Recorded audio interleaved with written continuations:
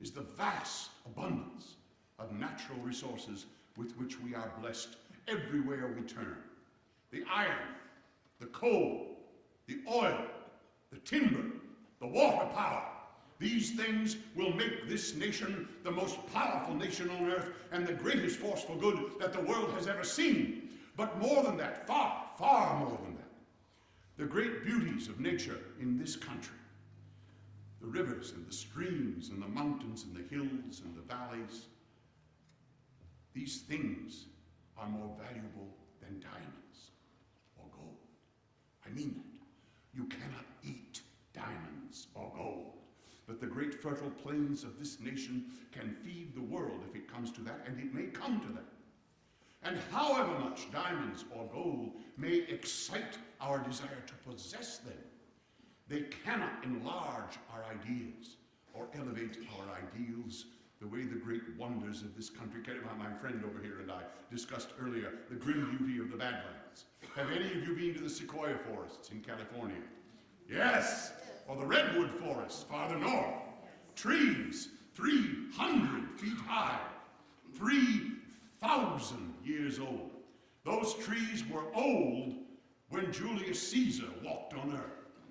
I camped out among those trees with John Muir, the great naturalist. We lay in our sleeping bags and gazed up at the winter stars through the canopy of those trees, and I can tell you that no cathedral ever conceived in the passion of the Middle Ages is as great and as grand a testament to God's grace as those mighty trees. And all of those great wonders belong to you. They do not belong to any government. They do not belong to any corporation. They do not belong to any millionaire. They belong to you. But they belong to you in stewardship, not in ownership. It means you've got to take care of them. We have got to take care of them and pass them on in better shape when the time comes than we have them now. And that is a battle we are losing. And if I may say so, ladies and gentlemen, you are looking at a man who does not like to lose a battle. I will give you two examples. When I was president, a group of wealthy men came to the White House, and they requested my assistance. They had a plan.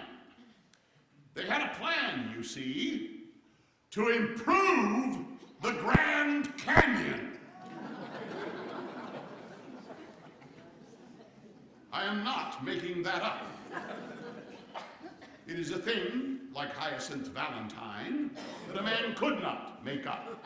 It developed, however, that their idea of improvement meant that they wished to build a railroad in the Grand Canyon, that they wished to build hotels in the Grand Canyon, and that they wished to put advertisements, billboards, on the walls of the Grand Canyon. Eat Campbell's soup! I will yield to no one in my admiration for Campbell's soup, a fine American company. But I will not have billboards on the walls of the Grand Canyon. I told these men that this was an abomination and that they were abominators and that I would not allow this, that I would transform the whole place into a national park before I would allow this to happen. They said, you can't do that. There's no law that gives you the right to create simply by declaration a national park. I said there is a law, the Newlands Reclamation Act of 1902, that allows me to create a presidential bird sanctuary. Is there not? They said, well, yes, there is. I said, I hereby declare that the floor of the Grand Canyon is a presidential bird sanctuary.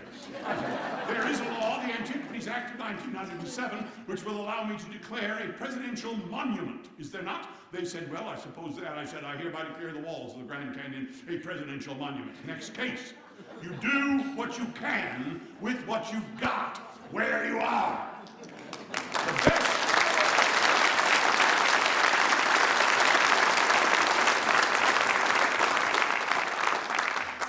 But for that little bit of legal legerdemain, there would now be billboards on the walls of the Grand Canyon.